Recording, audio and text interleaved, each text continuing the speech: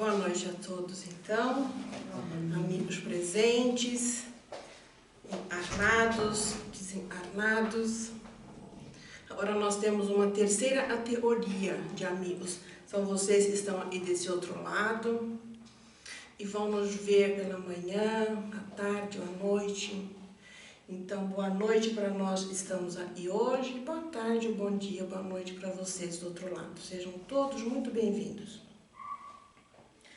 E sempre para iniciar, um trabalho, nós procuramos acerenar nossos corações e pensamentos e fazendo a nossa prece de abertura. Então, eu convido a todos para, neste momento, elevar os pensamentos ao Pai Criador, a Jesus, nosso Mestre misericordioso e amoroso, ao nosso anjo guardião, este amigo tão abnegado que nos acompanha há tanto tempo. Também sentimos a presença dos nossos espíritos afins, os mentores desta asa, e na companhia, então, de todos esses seres da espiritualidade, pedimos a permissão para falar, para conversar sobre o Evangelho de Jesus nesta noite.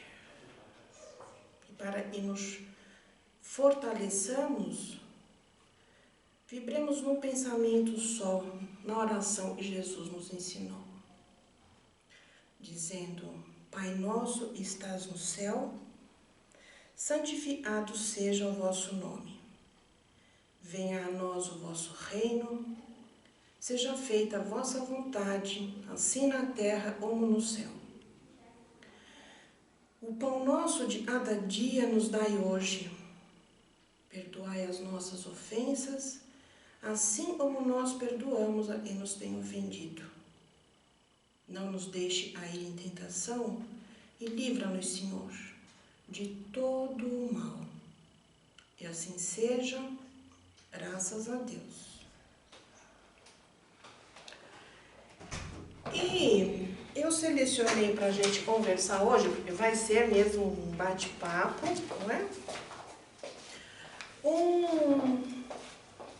Um episódio aqui no Evangelho segundo o Espiritismo, do capítulo 11, é uma instrução do Espírito. Sejam bem-vindos, boa noite. O capítulo é Amar ao Próximo como a Si Mesmo. E este trecho, escrito de Elizabeth de França, em 1862, é a caridade com os criminosos. Eu tenho, assim, o hábito de abrir, não deliberadamente em tal página, abrir aleatoriamente o Evangelho. E achei curioso, porque me deu a impressão de eu nunca ter lido isto. A gente disse, conhece as obras, e a hora eu abri, para mim era novidade. Então, essa nossa irmã começa assim: a verdadeira caridade é um dos mais sublimes ensinamentos de Deus para o mundo. Entre os verdadeiros discípulos da sua doutrina deve reinar perfeita fraternidade. Deveis amar os infelizes, os criminosos, como criaturas de Deus, para os quais, desde que se arrependam, seja concedido o perdão e a misericórdia, igualmente para nós, que não somos o criminoso ou o infeliz até este momento. Porque nós não sabemos até qual momento não somos o criminoso ou o infeliz. E aí eu pensei, bom, então, o irmão Paulo de Tarso dizia que fora do amor não há salvação, né? E mesmo que eu falasse a língua dos homens, mesmo que eu fizesse isso, se eu não tivesse amor, eu nada teria. Depois, como espírito instrutor para a doutrina espírita, ele vem dizer a Allan Kardec, e fora da aridade não há salvação. E a aridade precisa ser feita com aquele sentimento primeiro, o do amor. Esta irmã também nos fala assim, não pense em fazer caridade é dar esmolas. Não é? Muitas vezes a gente se pega até dando uma esmola no farol, ou alguém bate a nossa porta. E da nossa boca ainda sai, vai com Deus. Não é? Então, vai com Deus. Essa irmã e diz assim, precisa ser feita a caridade com palavras de amor.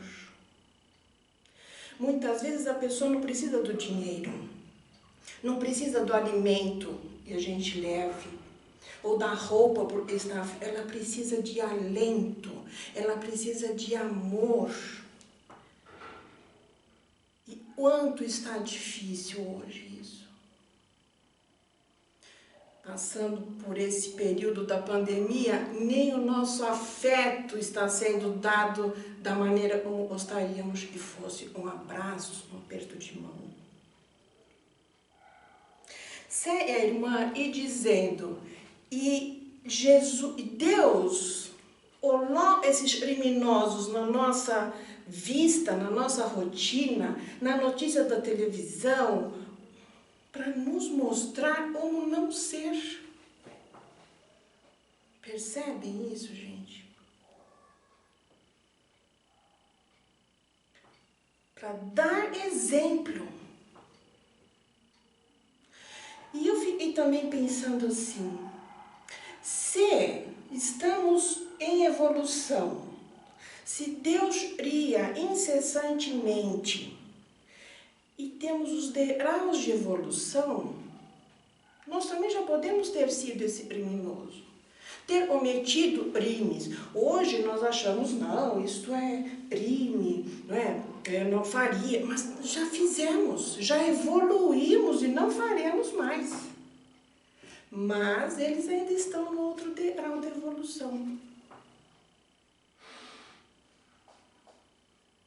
Então, mais um motivo para não merecer de nós a crítica destrutiva, no caso, para mim, crítica é crítica.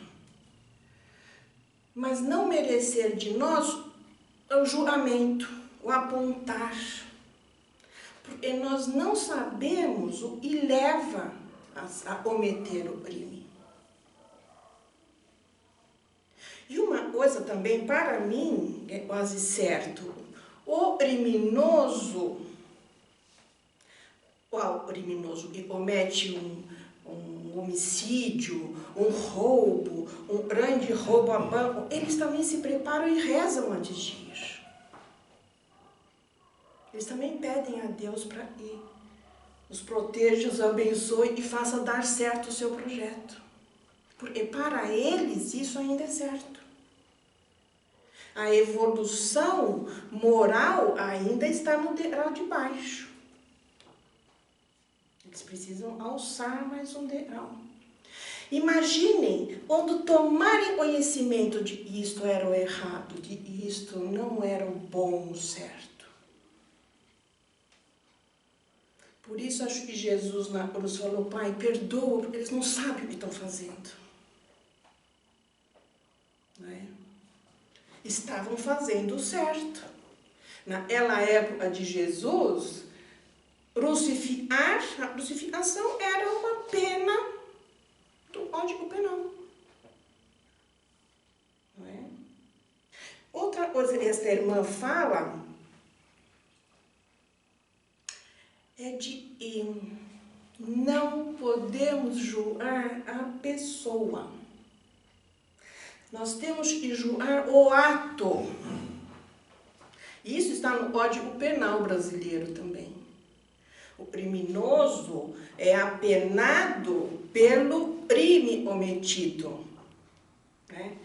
Ele fez errado, não é ele errado, é a atitude dele que está sendo julgada. Essa irmã fala isso aqui. E ela pede para nós preces, orar por estas pessoas. Nós estamos estudando o livro dos médiuns, acho que vimos isso recentemente, né? Um espírito falando com Kardec, não é? Um espírito brincalhão, né? E depois de falaram, Kardec pergunta: e agora, você está melhor? Você, depois de relatar a sua vida, você, estando aqui conosco, você se sente melhor? Ele falou: não. Como assim? Porque eu vou ficar do mesmo jeito. Ninguém lembra de mim na Terra. Ninguém faz uma oração para mim. Gente, olha a importância disto. Como nós, encarnados, fazemos diferença com uma simples prece. Né, um desejo, uma vibração de amor que a gente emita, não só para os nossos amores, mas para os desconhecidos, principalmente. Não é? E relendo o livro da Boa Nova e do Humberto de Campos, tem uma passagem e Jesus... Eu não sei se vocês sabem, se vocês lembram, né? Jesus caminhava, os apóstolos juntos, e ele orava, e multiplicava pães, isso é tudo, um monte de gente. Mas chegava uma hora e iam ficar a sós, para a última refeição, para dormir. Então, onde estivessem já fora desse meio do público, Jesus pesava um dos discípulos e falava: vou conversar com ele em particular.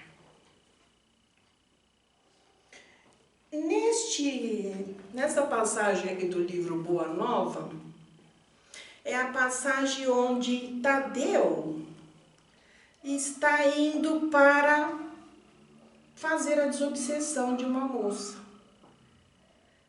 Vai lá, você pode fazer. E ele foi e não conseguiu, porque eram muitos obsessores e a moça se debatia e ele não conseguia. Até que Jesus chega, toma conta da situação, resolve, passou o dia. Quando à noite, já na casa de Zebedeu, Jesus falou: deixa eu conversar com esse Tadeu, vamos ver. Vem aqui. O que está te afligindo? E aí Tadeu falou: mestre, os espíritos do mal são também nossos irmãos? Naquela hora eram espíritos obsessores. Agora, e no tema de hoje, os criminosos também são espíritos. Olha então o que Jesus fala. Ele não responde nem sim nem não, ele fala assim: ó, toda criação é de Deus. Quem hoje veste a túnica do mal, envergará um dia a da redenção pelo bem. Você pode duvidar disso? Ele me pergunta. O discípulo do Evangelho, olha, não combate propriamente o seu irmão, como Deus jamais entrará em luta com seus filhos. Nós apenas combatemos a manifestação da ignorância naquele espírito. É isso que eu disse, está lá até no Código Penal. Não está sendo julgado a pessoa, está sendo julgada a atitude dela, o ato criminoso. Outra coisa que essa irmã cita aí para nós: o que é crime maior? O crime contra as leis do homem? Quantas vezes por dia cometemos crimes contra a lei de Deus? Não é? Quando recriminamos alguém, quando falamos mal do vizinho, ou da irmã, ou do pai, quando sentimos aquela ira, aquela inveja. Isso são crimes perante a lei de Deus. Quem sabe até se nós descaracterizássemos essa palavra criminoso, não é? Ele é um infringente, ele está infringindo uma lei da sociedade, está cometendo crimes. Mas para nós que devemos desenvolver a fraternidade,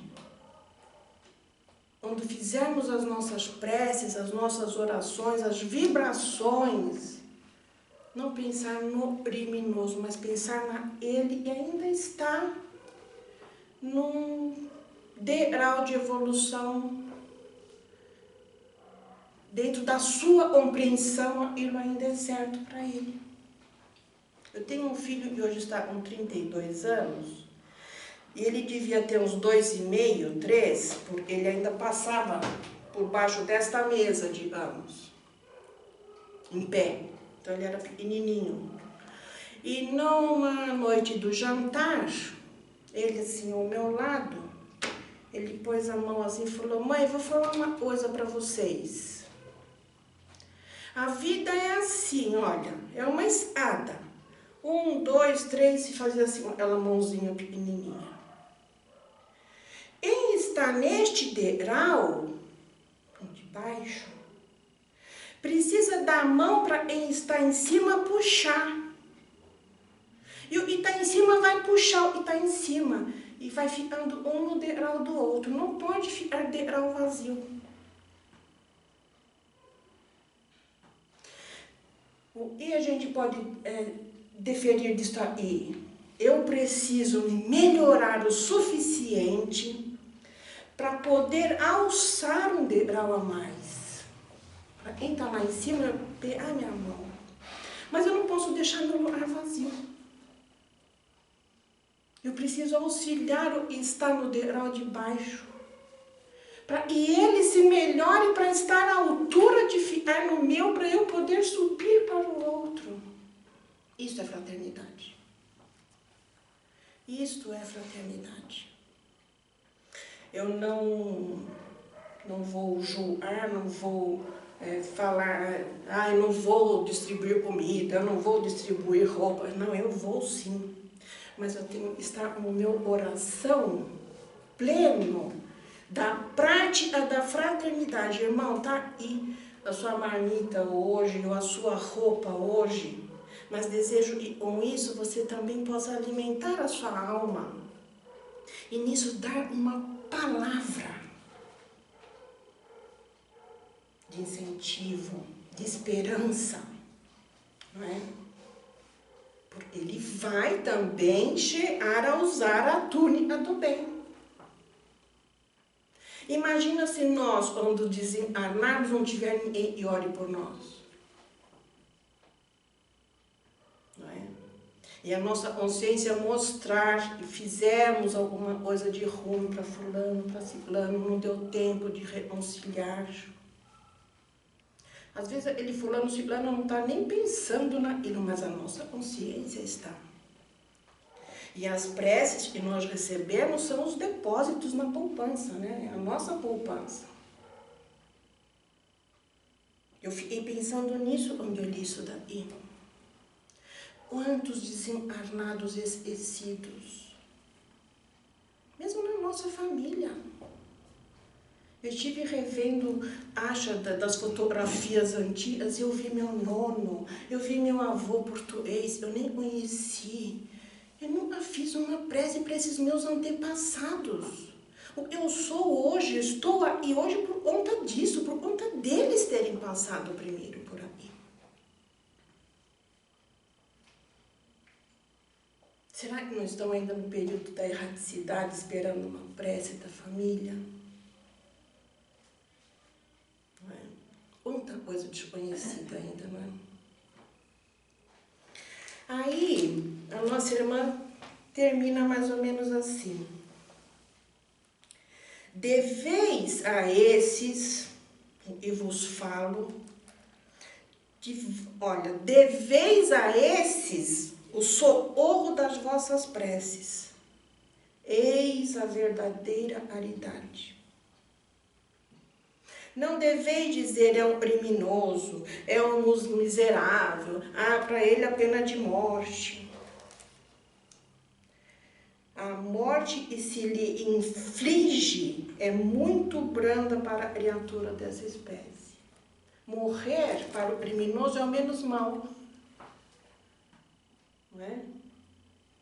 Ele tem que viver para compreender que fez o mal, para se redimir, né? Para passar lá pelas 4 etapas, né?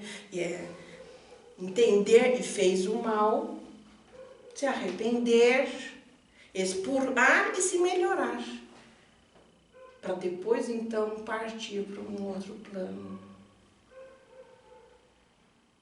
Ainda bem que a gente não tem aqui no Brasil a pena de morte, né? Mas ainda em muitos países tem. Isto, ela nos pede uma prece, né, para que eles se melhorem antes da morte. Então, em nossas preces, em nossas vibrações, eu, por exemplo, não tenho nenhum conhecido, nenhum familiar ou parente que esteja nessa situação de criminoso. Mas onde você estiverem, faça prece especificamente para essa pessoa. A gente costuma dizer, vamos vibrar pelos hospitais, pelos leitos. Pense numa pessoa que está no hospital. Pense numa pessoa que está na detenção. Pense num menino que está no orfanato. Direcione a prece. Ao final da vibração, então, fazemos uma vibração e colocamos aos pés de Jesus para Ele distribua onde houver maior necessidade. Deixamos ali num banco, né, o depósito. Mas se pelo nosso pensamento passar a imagem de alguém, faça prece para essa pessoa. E ainda ela termina assim. Essa daí é a meia hora mais comprida da minha vida, gente.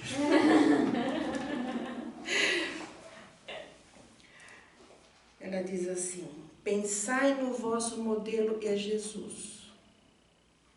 O que diria ele se ele visse um criminoso do seu lado? Havia de lastimá-lo, de considerá-lo como um doente, muito necessitado, e lhe estenderia a mão. Não podeis, pois, na verdade, fazer o mesmo? É difícil isso. Nosso coração está tão embrutecido. O arrependimento pode tocar o coração desse criminoso se nós orarmos por ele. Vocês já ouviram dizer que muitas vezes, no momento do desencarne, a pessoa se arrepende tão profundamente que aqueles 2 últimos segundos limpa toda a energia ruim que ela tem com ela?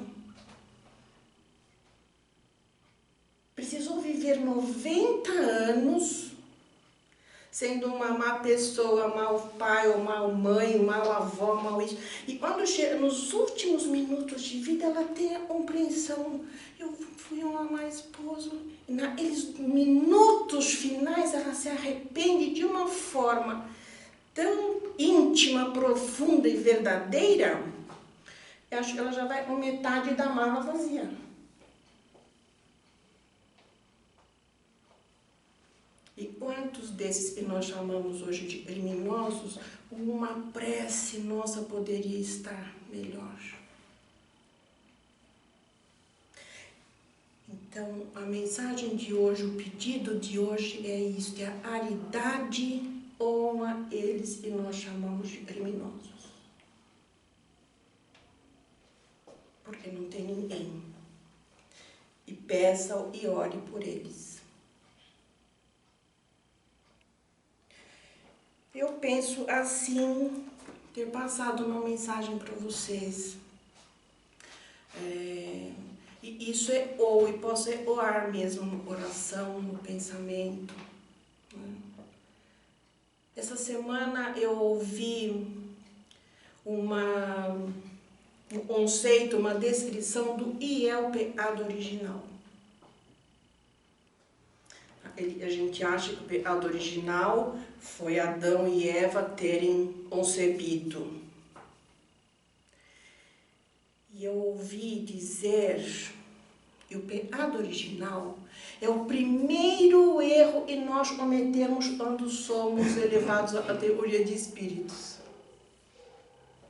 Pela primeira vez, quando encarnamos como espírito, o primeiro erro que nós cometemos é o pecado original. E daí, em sequenciais existências, vamos cometendo outros pecados originais, porque todos os primeiros são originais. Vamos tentando nos livrar dos erros primeiros, mas estamos cometendo outros erros novos, não é? Todos os dias. Acho que também por isso Jesus falava, né, quando ele orava: você está orado, sua fé te cura, ora vai e não peque mais.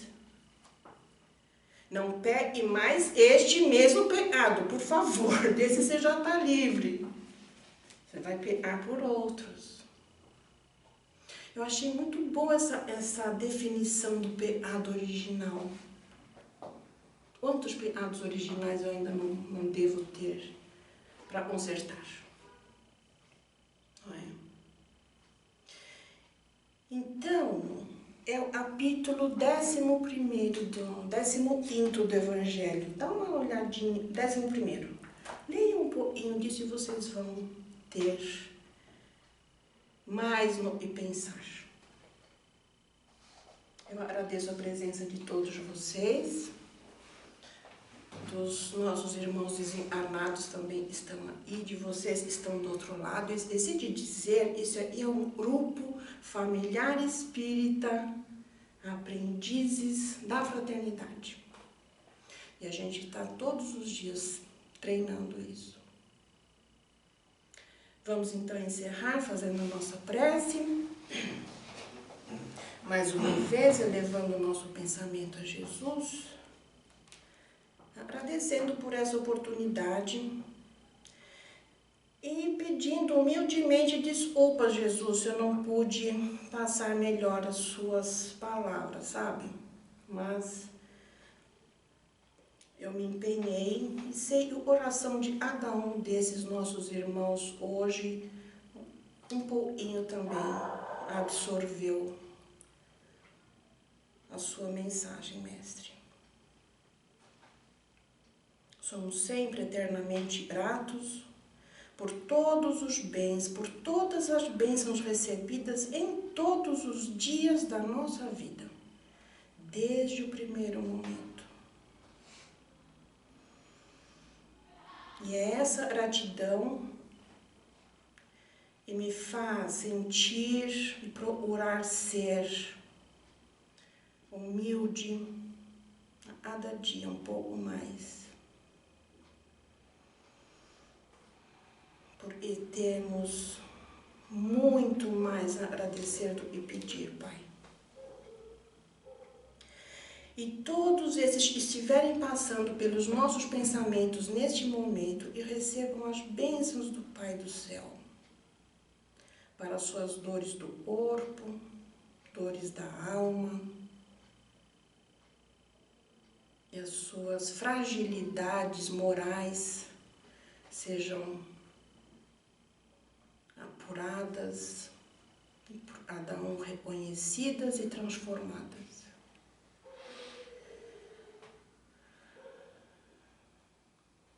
Somos muito gratos, Pai.